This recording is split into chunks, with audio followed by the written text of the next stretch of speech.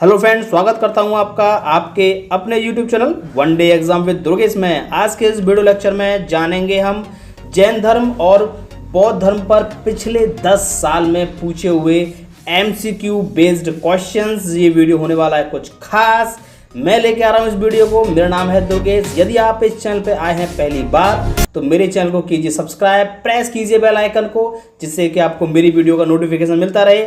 चलते हैं वीडियो की तरफ बिना किसी देरी के।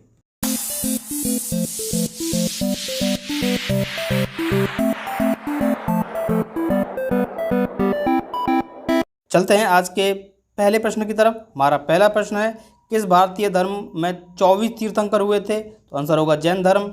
बुद्ध के उपदेश किस भाषा में है? तो बुद्ध के उपदेश पाली भाषा में है। गौतम बुद्ध की मृत्यु के तत्काल बाद किस बौद्ध परिषद का आयोजन किया गया था? तो वो होगी पहली।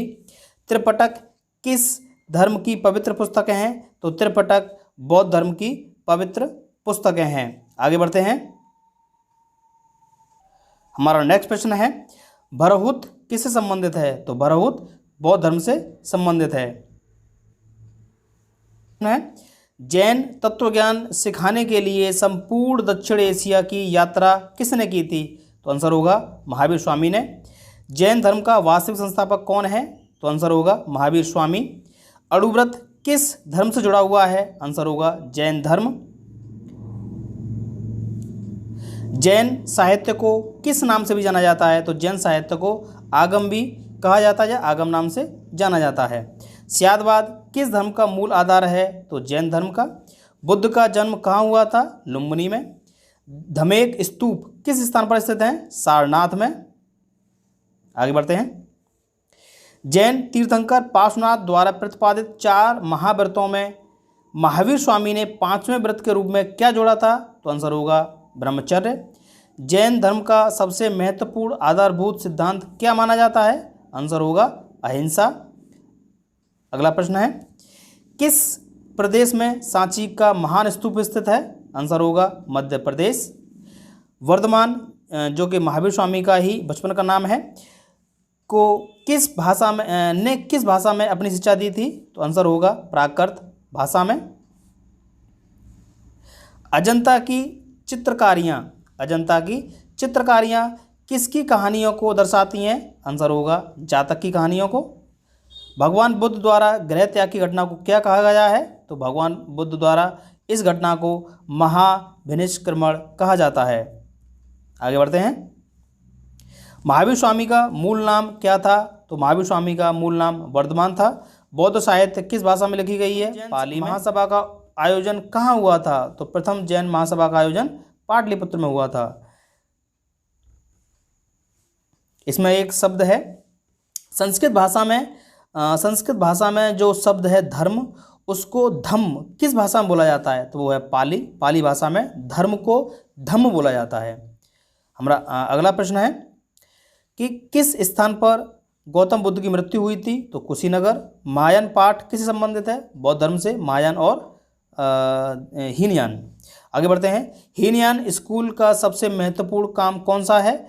तो वो है महावस्तु। आगे बढ़ते हैं। तीर्थंकर शब्द किस धर्म से संबंधित है? जैन धर्म से। गौतम बुद्ध का वास्तविक नाम क्या था? सिद्धार्थ। कैवल्य कौन से धर्म से संबंधित है? जैन धर्म से, यानी कि ज्ञान की प्राप्ति यानी कोई कैवल्य बोलते हैं। जैनियों द्वारा अपने पवित्र ग्रंथ के लिए सामूहिक रूप से किस शब्द का प्रयोग किया जाता है? वह अंग।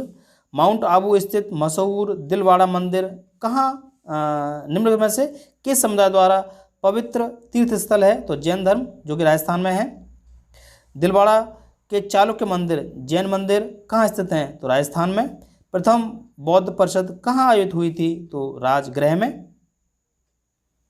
है कि गौतम बुद्ध का जन्म स्थान किसके द्वारा अंकित किया जाता है? तो अशोक का मौर्य रुमिन देई स्तंभ। प्रश्न है, बुद्ध किस वंश से संबंधित हैं? ये आपका एसएससी सीजीएल टायर 1 2008 में क्वेश्चन आया हुआ है। तो वो है, बौद्ध धर्म के प्रवर्तक महात्मा बुद्ध शाक्य वंश से संबंधित थे।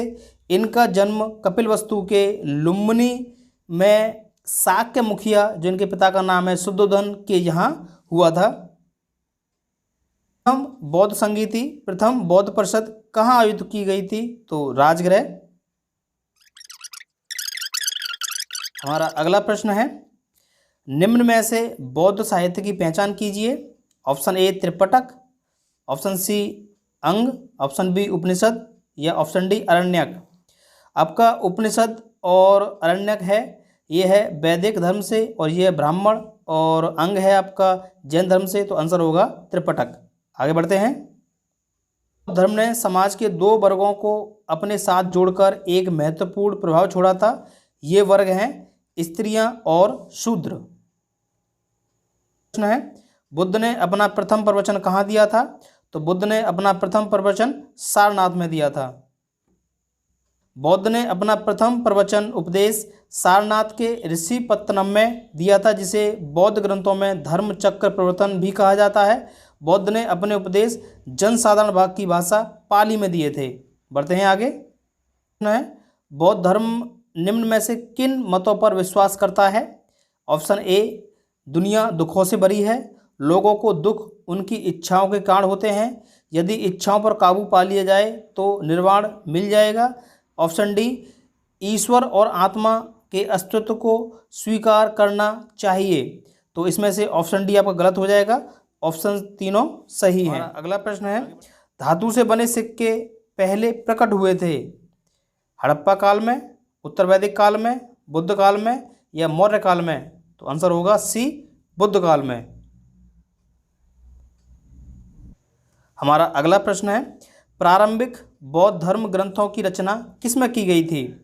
आपके ऑप्शन है, ऑप्शन ए प्राकृत पाठ, संस्कृत, पाली या चित्रलेखीय पाठ।